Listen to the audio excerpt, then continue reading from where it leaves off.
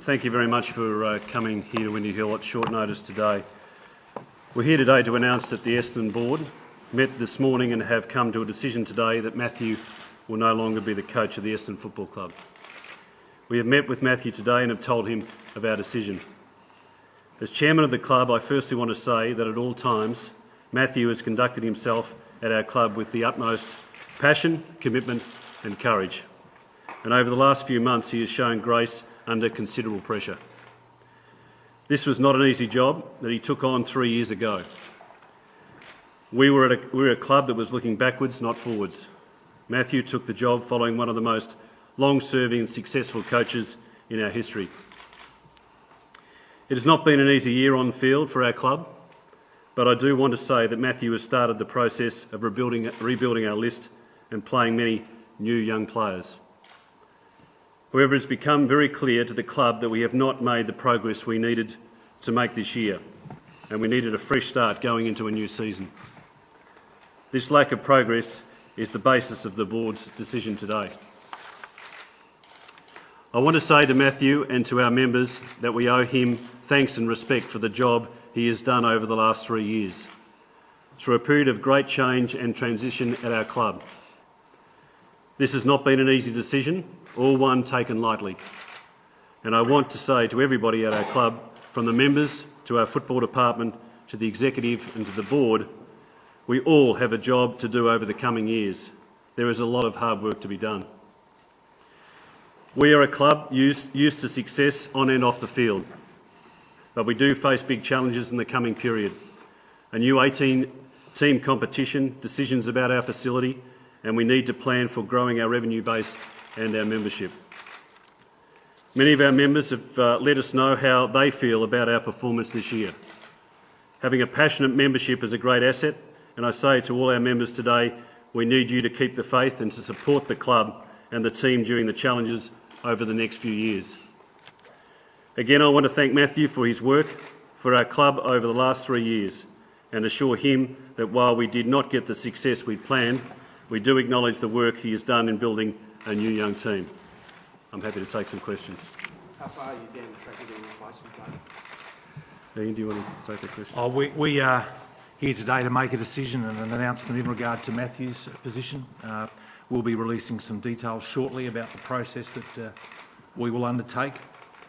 I think best said today that we will be looking to secure the services of the best coach available, and that process will begin in essence from tomorrow. And what was Matthew's reaction?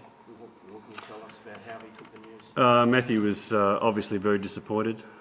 As I said earlier, he's conducted himself with dignity, and but yeah, he was bitterly disappointed. How much is this going to cost the club for the payout for Matthew? What I didn't say is that Matthew, obviously, as everyone knows, has got 2 years to go on his contract. We honour the financial commitment that we made to Matthew, and that's all I'm prepared to say. Is it true that some members of the board were preparing to walk if this decision was made instantly today? No, that's not correct. How embarrassing is it for you two, considering you just extended the contract for an extra 2 years last year? Well, I think it's a fair question, and a question we no doubt going to be asked through the course of the next few days. At that point in time, the board felt that it was the right thing to do for the club.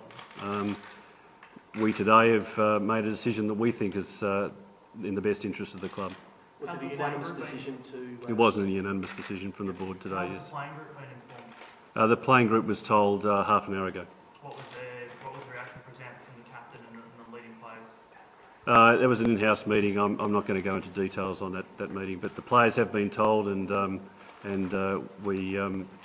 meeting finished half an hour ago. So did they support the decision? As I said, I'm not going to discuss the contents of that meeting. This decision is going to be vitally important going forward for where the club's at the moment. It's obviously a big one in the future. Yeah, I think we're about the future. We look forward now, and it is very important that everybody at the club acknowledges that we've got a lot of hard work to do. Is Alan Richardson out of the running for the Port Adelaide job, as best you know? We're not in a position to comment on the Port Adelaide job. That's a matter for Mark Haseman, and all we're about today in the context of what we do moving forward is say that we're looking forward to welcoming applications We're not going to rule anyone in or rule anyone out. Did the board set a time frame on when you're going to resolve the position? Have you got a date to lock it in by? For Matthew's successor? No, we haven't. I think we've said all along that in an ideal world we would like to have clarity around our coaching group by the start of trade week, which is near enough to the first week of October, but we won't rush the decision. It's clearly a very important decision, and until we have clarity in that context, Paul Hamilton will lead the football department operations. What was the trigger point for the board? Because obviously it didn't just happen this morning. I mean, has this been building up over a matter of time?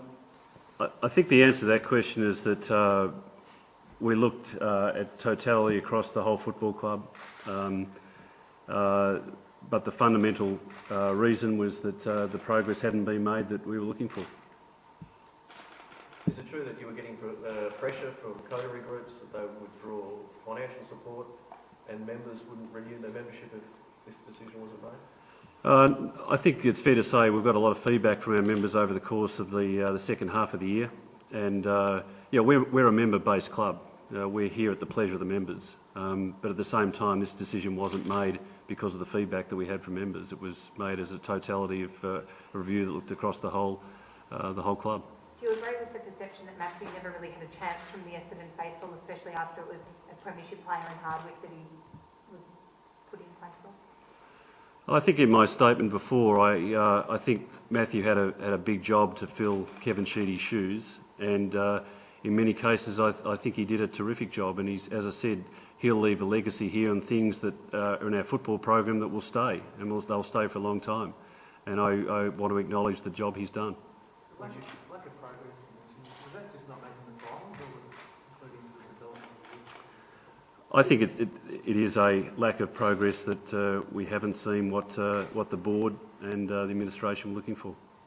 Would you be more likely to look for a coach with experience or another first-time coach? We're not going to speculate on the position or a candidate specification, if you like, of who we're looking for. Suffice to say that I think a number of approaches that we've had in recent weeks about assistant coach opportunities. From tomorrow may well be inquiries about head coach opportunities. Would you like to get James Heard back involved in that area? We can't speak for James. You probably have to ask James yourself. If he did ring, you'd like to speak to him, mate? Well, we're happy to hear from any candidate, but James is a matter for himself in the context of whether or not he sees himself as an application. But I guess today's press conference signals to anyone interested in the role who has the credentials that would bring to this club what we're seeking to come and talk to us. James' initial reaction has been that he's not interested. Is it still possible that he could be talked around, and is that something that through this process you go through over the next month, it's a possibility, it's a consideration? I'm not getting you to commit to it, but it's something that you It seems to me that really is a question you should put to James. You've said you're now looking for applications. Have you started talking to people yourself? Have you sounded out anyone? No, we haven't sounded anybody out. As I say, we've had a number of conversations directly with prospective assistant coach candidates and all their managers in recent weeks as a result of some news that was passed down recently about Scott and Scott Camprioli and Ashley Prescott moving on. And as you mentioned earlier, Alan Richardson, as we know it, is still very much a candidate at the Port Adelaide club for that role. So I'm sure those conversations will now expand in the week ahead. Would you be happy for Richard to go to Port Adelaide, or would you try to keep him? Alan knows that we would be very disappointed to lose him, but we certainly wouldn't stand in his way were he to secure that role. Again, whether or not now he sees himself as a candidate for this role is a matter for Alan. Thanks, everyone.